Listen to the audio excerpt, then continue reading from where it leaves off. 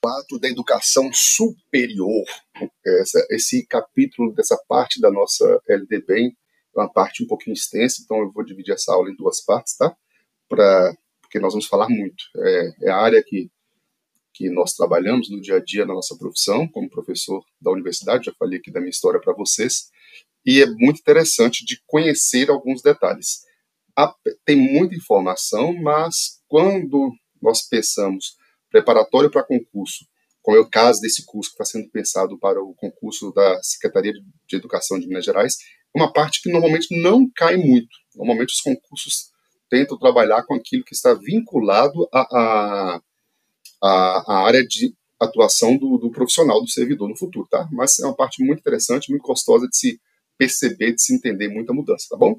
Então, da educação superior, ela tem por finalidade estimular a criação cultural, o desenvolvimento do espírito científico, pensamento reflexivo, formar os diplomados das diversas áreas de conhecimento aptos para a inserção dos setores profissionais para a participação no desenvolvimento da sociedade brasileira. Óbvio, né? Toda essa parte aqui é muito óbvia, essa parte inicial. Incentivar o trabalho, a pesquisa e a investigação científica, promover a divulgação dos conhecimentos culturais, científicos, técnicos que constituem o patrimônio da humanidade, comunicar o saber através do ensino, publicações, outras formas de comunicação, suscitar o desejo permanente de aperfeiçoamento cultural, profissional, possibilitar a correspondente concretização, integrando os conhecimentos que vão sendo adquiridos na estrutura intelectual sistematizadora do ensino, estimular o conhecimento dos problemas do mundo presente, em particular dos nacionais e regionais, tá? Então, tem essa pegada também de, no curso superior, as instituições valorizarem aquele conhecimento e tentar entender os problemas que estão próximos do local de inserção das universidades. Normalmente, vocês vão ver as universidades com slogans, com campanhas que se associam muito com essa integração regional, com interiorização, com valorização ao que ela está inserida, promover extensão aberta à participação da população visando a difusão dos conhecimentos, atuar em favor da universalização e aprimoramento da educação básica. Tá vendo? Chamou até para o ensino superior essa obrigatoriedade de atuar em favor da universalização da educação básica mediante a formação e capacitação dos profissionais, realização de pesquisas pedagógicas e o desenvolvimento de atividades de extensão que se aproximem dos níveis escolares. Então, nessa primeira parte aqui, é o genérico, a apresentação geral dessa obrigação do que temos com o ensino superior, com os cursos de graduação, tá bom? A educação superior abrangerá os seguintes cursos e programas. Vamos lá. Cursos sequenciais por campo de saber, de diferentes níveis de abrangência, aberto a candidatos que atendam os requisitos estabelecidos pelas instituições de ensino, desde que tenham concluído o ensino médio ou equivalente, tá? Lembre-se do que nós falamos anteriormente. Só vai para o curso superior quem já concluiu o ensino médio. Só vai para o ensino médio quem já concluiu o ensino fundamental. Então, é a sequência exigida para o prosseguimento no estudo, como nós já falamos anteriormente. Quais são os cursos sequenciais por campo de saber? Vou dar exemplos práticos de cursos aqui. Contabilidade pública, curso de direito notarial, curso de securitário para trabalhar com os seguros. Enfim, nós temos vários exemplos de cursos sequenciais de campo de saber que são desdobramentos. Então, pega de uma grande área, como eu já falei aqui, contabilidade, e faz uma contabilidade pública. São desdobramentos desses cursos. Foi uma modalidade muito usada lá por volta de 2005, 2010, tanto que essa regulamentação aqui é de 2007. Então, hoje, já não vemos tanto esses cursos com tanta frequência, os cursos sequenciais. A gente tem muito curso superior, como nós vamos olhar aqui, mais clássicos, tidos como tradicionais, que vão se adaptando, que vão se reformulando, evidente, com o passar do tempo. Curso de graduação aberto a candidatos que tenham concluído ensino médio equivalente e tenham sido classificados em processo seletivo, óbvio. Cursos de pós-graduação, compreendendo programas de mestrado e doutorado, cursos de especialização, aperfeiçoamento e outros, abertos a candidatos diplomados em cursos de graduação e que atendam às exigências das instituições de ensino. Para quem já tem curso superior, esse meu curso aqui ele é para quem tem curso superior e para quem também não tem curso superior, que vai tentar os cargos de nível básico, tá? Que não exige curso superior. Parece óbvio, mas nós temos que falar. Dentro das faculdades ou das universidades, depois nós vamos ver a diferenciação aqui, nós temos o primeiro, o curso de graduação, na sequência, os cursos de pós-graduação lato sensu, que são as especializações, os MBAs. MBA é uma sigla em inglês para especialista especialista em administração, mas que é a mesma pós-graduação lato sensu. As pessoas que usam a MBA querem dar uma diferenciada, uma estrangeirizada, para mostrar uma diferenciação do curso. E depois, também nas pós-graduações, os cursos de mestrado e doutorado. Normalmente, os cursos de graduação têm duração média de 3 anos e meio no Brasil, alguns mais 4, outros com 6 anos, como é o curso de medicina, é o mais longo no Brasil. Os cursos de pós-graduação lato sensu têm duração média de 1 ano e meio. O mestrado, obrigatoriamente, no mínimo 24 meses. O doutorado, no mínimo 48 meses. Tá? Então, mestrado no mínimo 2 anos, doutorado no mínimo 4 anos, salvo raríssimas exceções, aí salvo os regulamentos das instituições, esse tempo pode ser reduzido ou até estendido, respeitando os critérios que as próprias instituições determinam. Cursos de extensão abertos a candidatos que atendam aos requisitos estabelecidos em cada caso pelas instituições de ensino. Então, as universidades especificamente, as universidades preferencialmente oferecem também os cursos de extensão, que são capacitações, cursos profissionalizantes, cursos de aperfeiçoamento. E quando eu falo profissionalizante aqui, vamos tomar muito cuidado. Quem oferta o curso profissional tecnológico são as escolas e os institutos de educação tecnológica, tá? Mas aqui são cursos, como é colocado, de extensão livre, uma capacitação, um curso, vamos pensar, por exemplo, que eu já vi muitos cursos, restauração de livros, que é usado em todas as escolas, todas as bibliotecas precisam de restauração de livros. Curso de extensão de língua inglesa, de língua estrangeira. Então, são cursos que habilitam, atualizam o profissional ou dão até uma formação inicial, mas são livres, ofertados pelas universidades, tá bom? Mudanças muito recentes, 2019, o resultado do processo seletivo, referido no caput do artigo, nós já lemos, será tornado público pela instituição de ensino superior, sendo obrigatórios a divulgação da relação nominal dos classificados, a respectiva ordem de classificação, o cronograma das chamadas para matrícula, de acordo com os critérios para preenchimento das vagas constantes do edital, assegurado o direito do candidato, classificado ou não, ter acesso às suas notas ou indicadores de desempenho em provas, exames e demais atividades da seleção e sua posição na ordem de classificação de todos os candidatos.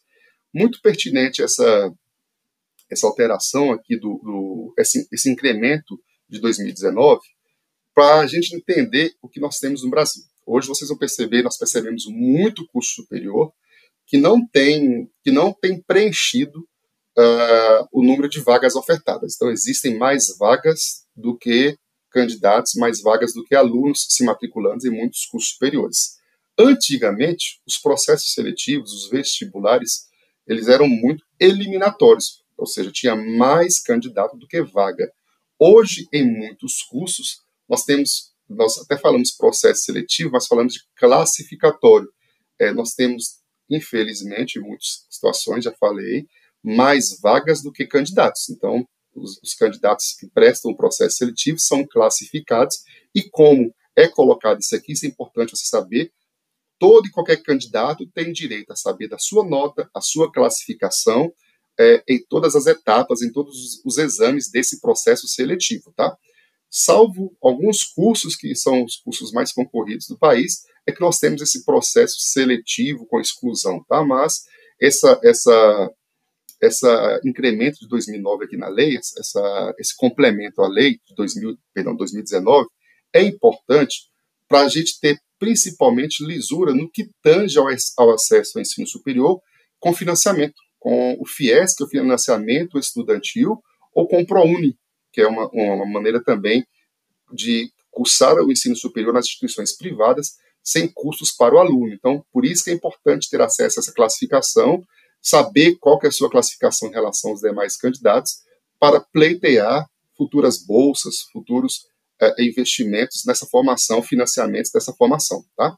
No caso de empate no processo seletivo, as instituições públicas de ensino superior darão prioridade à matrícula do candidato que comprove ter renda familiar inferior a 10 salários mínimos ou a de menor renda familiar quando mais de um candidato preencher o critério inicial. Então, mais uma vez aqui, tentando favorecer as pessoas com menor renda, tá? Com a questão social. Se tem poucas vagas nas instituições públicas, a prioridade é de quem tem renda inferior a 10 salários mínimos ou o de menor renda quando mais de um candidato preencheu o critério inicial. Então, se dois, três, quatro, 5 candidatos lá tem renda inferior a 10 salários mínimos, vamos considerar, então, a concorrência entre esses. Adiante, nós vamos ver aqui outras particularidades também que diz respeito à idade. O processo seletivo referido no inciso 2 considerará as competências e as habilidades definidas na Base Nacional Curricular Comum. Evidente, se nós temos uma estruturação do que é Base Nacional Comum, o processo seletivo vai pautar suas questões tendo como referência essa Base Nacional Curricular Comum. Eu não posso cobrar no processo seletivo das instituições de ensino algo diferente daquilo que o estudante vinha aprendendo no decorrer da sua trajetória estudantil. Tá? Artigo 45. A educação superior será ministrada em instituições de ensino superior, públicas ou privadas, com variados graus de abrangência ou especialização. Bem óbvio isso aqui, né? Então, grau de abrangência ou especialização. Então, podem existir no país, e existem aqui em Minas Gerais também, faculdades públicas e privadas que têm uma vocação para a área da saúde, universidades, se é universidade, ela tem uma abrangência muito maior, mas faculdades que têm vocação, por exemplo, para a área de formação de professores, os institutos superiores de educação, faculdades que têm uma vocação para as áreas gerenciais, para as áreas da administração. Então, as universidades, as instituições de ensino superior, públicas ou privadas, se organizam de acordo com os critérios que o seu corpo diretor, os seus fundadores, ou no caso das instituições públicas, que é como é que eu trabalho, seguindo as diretrizes, no caso nosso, da Secretaria de Estado de Educação, da Secretaria de Graduação de Minas Gerais, tá bom? Artigo 46, a autorização e reconhecimento dos cursos, bem como o credenciamento de instituições de educação superior, terão prazos limitados, sendo renovados periodicamente após processo regular de avaliação. Isso aqui é bem óbvio para a gente. Toda faculdade passa por um processo de recredenciamento. Primeiro, montou-se uma instituição de ensino. Superior ou não. Primeiro ela é credenciada, depois passa regularmente pelo processo de recredenciamento e reconhecimento dos cursos para continuar com a manutenção dos cursos ou não. Em alguns casos até para fechar, para deixar de ofertar, para atender padrões mínimos estabelecidos pelo Conselho Nacional de Educação, como já foi falado anteriormente. O parágrafo 1º do artigo 46, após um prazo para saneamento de deficiências eventualmente identificadas pela avaliação a que se refere esse artigo, que acabamos de falar, haverá reavaliação que poderá resultar, conforme o caso, em desativação de cursos e habilitações, em intervenção na instituição, em suspensão temporária de prerrogativas da autonomia ou em descredenciamento. Então, já falamos, né? Graças a Deus foi falado, as instituições elas serão fiscalizadas, elas vão ser acompanhadas se estão cumprindo os critérios mínimos estabelecidos pelas diretrizes dos cursos superiores, tá bom? No caso de instituição pública, o Poder Executivo responsável por sua manutenção acompanhará o processo de saneamento e fornecerá recursos adicionais, se necessários, para a superação das deficiências. Mais uma vez, vamos pegar o exemplo prático. Em Minas Gerais, no caso das UENGs e da Unimontes, que Unimontes, onde eu trabalho, é uma UENG também, uma universidade estadual, no nosso caso, Universidade Estadual de Montes Claros. As UENGs são as Universidades Estaduais de Minas Gerais. Então, nós somos UENG, com um nome voltado para a cidade de Montes Claros, que é onde iniciou a instituição, mas é uma instituição que hoje já está presente em mais de 12 cidades. No caso das UENGs, das universidades estaduais, quem é responsável por acompanhar esse processo, fornecer recursos adicionais, é a Secretaria de Estado de Educação, Secretaria Estadual de Minas Gerais, tá? Então, as universidades estaduais são amparadas pelo governo estadual, as federais, os IFETs pelo governo federal e as privadas pelo seu corpo diretor, tá? Então, isso aqui é bem tranquilo de se entender. No caso de instituição privada, além das sanções previstas no parágrafo 1º desse artigo, o processo de reavaliação poderá resultar em redução das vagas autorizadas e em suspensão temporária de novos ingressos e de oferta de cursos. Só para deixar claro mais uma vez, quem fiscaliza as instituições superiores, as faculdades, as universidades privadas no Brasil? É o MEC. É diretamente o órgão federal, tá? Nós já vimos isso aqui, só deixando claro. Então, toda faculdade privada é fiscalizada pelo MEC, pelo Ministério da Educação. Então, no caso das universidades, das faculdades, das instituições privadas, se for verificado a falta do cumprimento desses critérios mínimos, pode reduzir o número de vagas. Então, por exemplo, vamos pensar aqui, o curso de Direito, que tem ingresso para 50 alunos por semestre, pode reduzir. Curso de Pedagogia, tem ingresso para 40 alunos por semestre. Isso pode ser reduzido ou pode suspender, pode fechar, tá bom? Parágrafo 4º do artigo 46, é facultado ao Ministério da Educação, mediante procedimento específico e com aquiescência, com autorização da instituição de ensino, com vistas a resguardar os interesses dos estudantes, comutar as penalidades previstas nos artigos 1º e 3º deste artigo por outras medidas, desde que adequadas para a superação das deficiências e irregularidades constatadas. Veja, mais uma vez, que isso é recente também, de 2017. Então, na prática, o que pode acontecer? Na prática, a instituição privada foi acompanhada, foi fiscalizada para o processo de recredenciamento de seus cursos. Verificou-se, então, ineficiência na titulação dos professores, ineficiência no acervo da biblioteca, ineficiência na organização curricular. Então, poderia até fechar a instituição, poderia suspender o curso, mas em comum acordo entre os representantes do MEC e a aquiescência e autorização da instituição, as medidas podem ser revistas com o objetivo de resguardar os interesses dos estudantes. Então, pode transferir estudantes de uma instituição privada para outra, evidente, continuar pagando, mas acordos, ajustes podem ser feitos para tentar solucionar os problemas sem prejudicar os alunos. Tá? Isso acontece na prática também, já tive a oportunidade de trabalhar em instituição privada, e isso acontece também para tentar resolver sem jamais prejudicar os alunos. Finalizando aqui esse artigo 46, o parágrafo 5º, para fins de regulação, os estados e o Distrito Federal deverão adotar os critérios definidos pela União para autorização e funcionamento do curso de graduação de medicina. Esse adendo aqui do curso de medicina, deixa-me até abrir aqui, já a lei aqui para vocês terem acesso. Eu vou aumentar aqui a tela. Já está grandinha aqui, beleza. Ela é grande, mas tem uma parte que eu quero comentar aqui. É quando fala porquê dos cursos de medicina, especificamente o curso de medicina.